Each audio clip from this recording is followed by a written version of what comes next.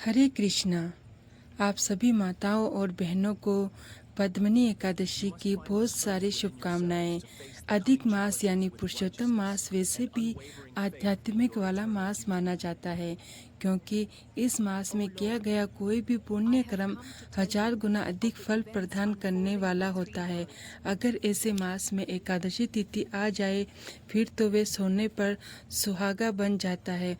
और ऐसी ही एकादशी तिथि यानी अधिक मास की विशेष एकादशी बस कुछ ही दिनों में आने वाली है, और इस एकादशी का नाम है पद्मनी एकादशी, जो सिर्फ और सिर्फ 3 साल बाद अधिक मास के अंदर ही आती है।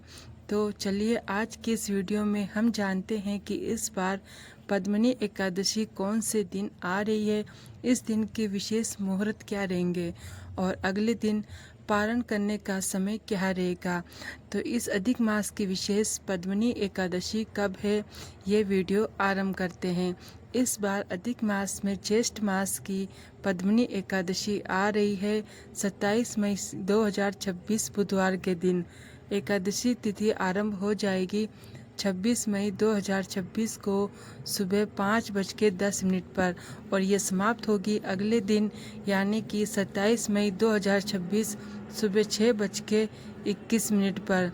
पद्मनी एकादशी का पारण करने का समय रहेगा अगले दिन यानी 28 मई 2026 गुरुवार के दिन सुबह 5:25 से लेकर 7:59 के बीच में।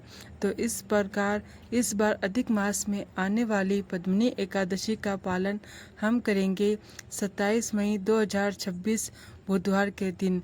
अगर एक छोटी सी गलती से आपकी एकादशी का पूरा फल कम हो जाए तो हमारे मंत्र पूजा चैनल पर इसका एक से टाइम और पारण टाइमिंग सब हमने अपने वीडियो में दिया है। कुछ और शुभ मुहूर्त के विषय में जानते हैं। पद्मनी एकादशी के दिन प्रातः ब्रह्म मुहूर्त का समय रहेगा सुबह 4:03 से लेकर 4:44 के बीच में, और सूर्योदय होगा सुबह 5:25 पर।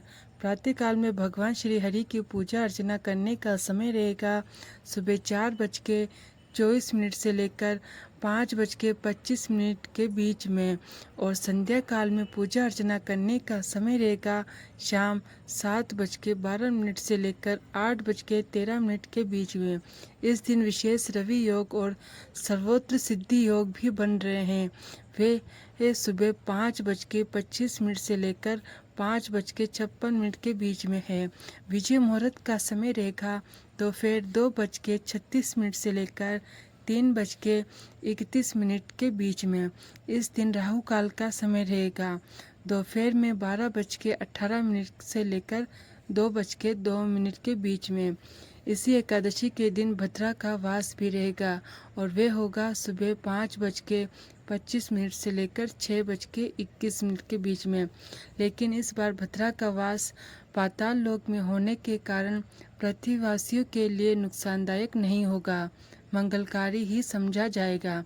हमारे शास्त्रों में वर्णित आता है कि प्रातःकालीन स्नान करने से मनुष्य अपनी आध्यात्मिक उन्नति प्राप्त कर सकता है, लेकिन अगर प्रातःकालीन स्नान पवित्र नदी में नहीं किया जाए तो उसका अनेक गुना अधिक फल, अगर प्रातःकालीन स्नान नदी में किया जाए तो उसका अनेक गुना और अधिक फल मिलता है। उसी प्रकार से पुरुषोत्तम मास जो है वे स्वयं भगवान श्री नारायण का मास है, और परम भगवान श्री कृष्ण पूर्ण पुरुषोत्तम का ये मास है। इसलिए ये मास पहले से ही अत्यंत पुण्य और फल प्रदायक और मंगलमय माना गया है। लेकिन उसमें भी आने वाली एकादशी तिथि अगर उसका श्रद्धा और निष्ठा से पालन किया जाए तो ये मनुष्य को सर्वोच्च परम गति त्वरित प्रदान कर सकती है। यह अत्यंत दुर्लभ संयोग है, क्योंकि यह पद्मनी एकादशी भी अधिक मास की तरह हर 3 वर्ष बाद ही आती है।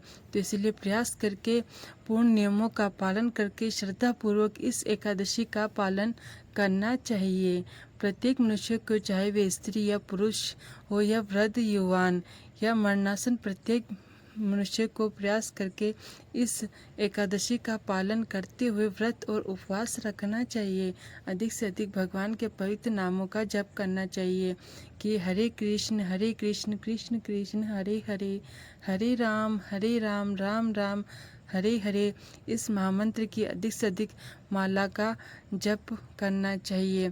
कई बार लोग कहते हैं कि हम तो भगवान का नाम जप सदैव करते रहते हैं और मन में स्मरण करते हैं, लेकिन हमारे आचार्यों द्वारा बताई गई रीत ऐसी नहीं है।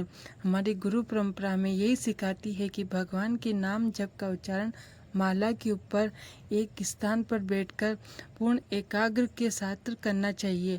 हमारा मन वास्तव में इतना चंचल होता है कि वे एक स्थान पर कभी नहीं टिक सकता।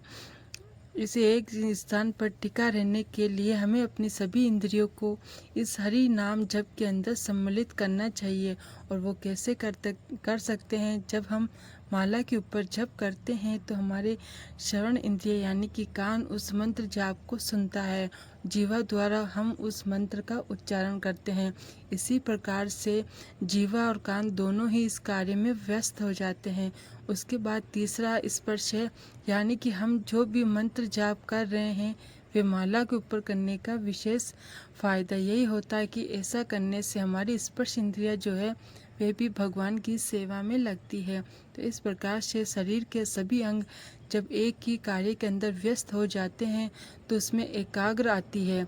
और आध्यात्मिक रूप से देखा जाए तो एकादश इंद्रियों को वश में रखना यानी एकादशी का व्रत करना, इसलिए भी यह पद्मिनी एकादशी हम सबके लिए अत्यंत महत्वपूर्ण दिन होने वाला है। आप सभी तैयार हो जाइए एकादशी व्रत का पालन करने के लिए, जो साल में 3 साल बाद आने वाले इस पद्मिनी एकादशी का पूर्ण श्रद्धा और नियम पूर्वक पालन करें। इस एकादशी से जुड़ा अगर आपका कोई भी प्रश्न हो तो हमें नीचे कमेंट बॉक्स में लिखकर बता सकते हैं। आज की इस वीडियो को हम यहीं पर विराम देते हैं और इसी पद्मिनी एकादशी की पौराणिक कथा सुनने के लिए, व्रत विधि जानने के लिए आपके अपने चैनल मंत्रा पूजा को सब्सक्राइब करके रखिए। हम आपसे मिलेंगे इसी एकादशी से जुड़ी एक महत्वपूर्ण जानकारी के साथ। हरे कृष्णा।